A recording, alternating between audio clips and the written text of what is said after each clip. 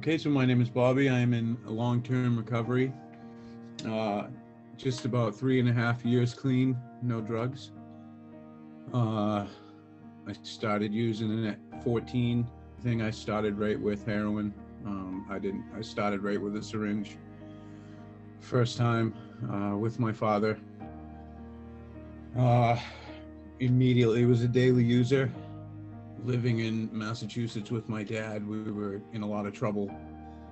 He ended up getting arrested and going to prison, and I had to come back to Maine to live with my mother. Pills were available to me pretty easily, whether it be through my mom or my brother. So instead of heroin, I started using pills every day for a few years, and then heroin came back.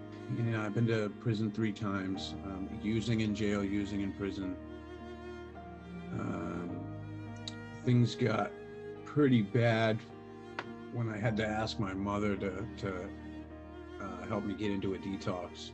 I was sent to Florida, to a rehab in Florida, where I did pretty well, and I started learning how to kind of fake my way through treatment. I got pretty good at the literature. I got pretty good at putting my hand up and feeding people what I thought they wanted to hear.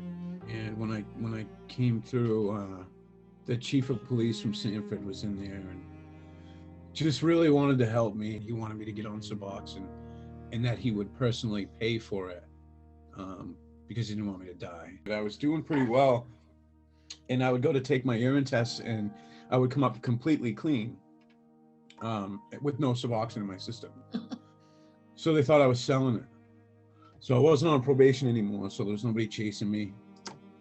I had overdosed again, and my arm was pretty infected. I was in pretty bad shape. I was probably like 130 pounds. So I called the same counselor that I had through the Suboxone program, and it was my 22nd time going through there. So that everybody knew me pretty well, and that they were gonna get together and come up with a plan for me. And she came in the next day, and she had a plan. She said, "We got you 6 months of treatment at the Serenity House. I want you to do 90 meetings in 90 days. I want you to join a volunteer group. And then after your 90 days, I want you to come back and speak at the detox." I had had enough, so instead of doing the 90 meetings in 90 days, I did 210. I did 3 a day, every day. I didn't miss anything. I did everything everybody told me to do.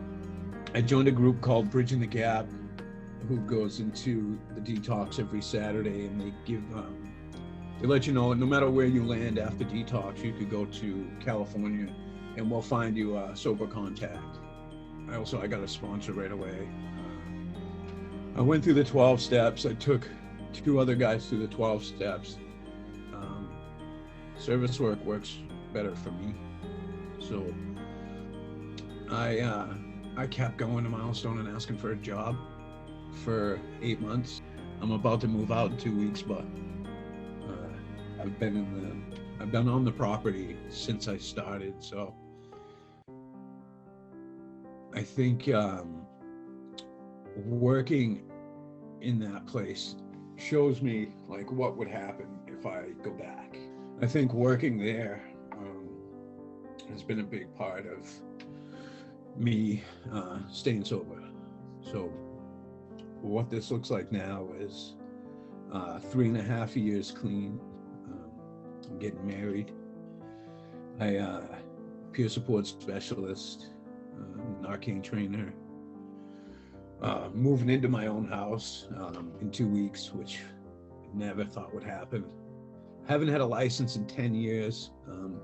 I was just able to pay all of that off.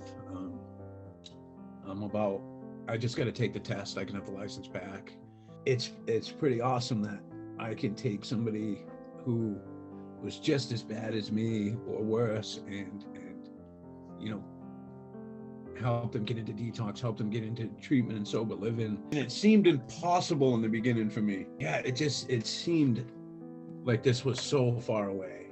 What do you say to them in detox now? Like when they've been like, oh, I'll never get it. I've been here 17 times, whatever. What do you tell them? Because I know that they say shit like that to you. When I talk to them in the living room, in the day room up there, I'm like, okay, so you're sitting in my seat, by the way. I used to sit there on my 21st time here, my 22nd time here. So, dude, if I can get off the couch, you can. Like, nice. If I can do it, you can do it. Nice. That's awesome. And some guys have done it. I lost my brother to an overdose. But the whole house came together, and you know they put this plan together so that I could go home for the day. And then the Journey House in Sanford, those guys came together when I got there, and you know met me at my mother's house. Like all these people got together, so I wasn't able to mess up. So there was a bunch of people are here, man. They'll help you out. They asked me to join the board of directors for the Journey House. I was like, really? Are you sure?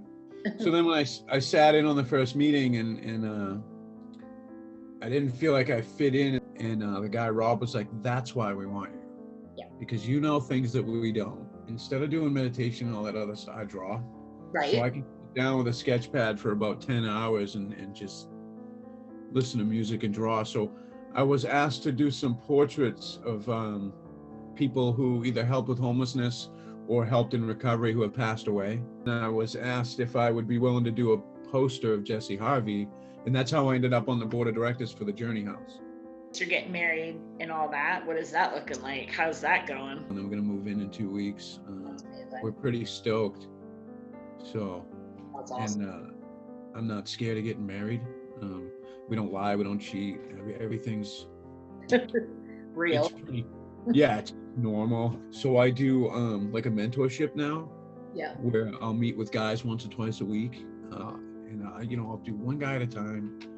I'll spend as long as he needs, a few months, a year, whatever. Right. Just hang out with a guy and just give him advice. Be a good role model kind of thing. Yeah, and it starts off like either I meet him in the shelter, I meet him in detox, or he gets a hold of me somehow, and then we'll just go out for coffee, and it turns into this other great thing. Well, awesome. I appreciate it so much. This is my first interview one on here too, so it's so cool. Like my first interview, you know what I mean? It's just no kidding. Yeah, it's like full circle.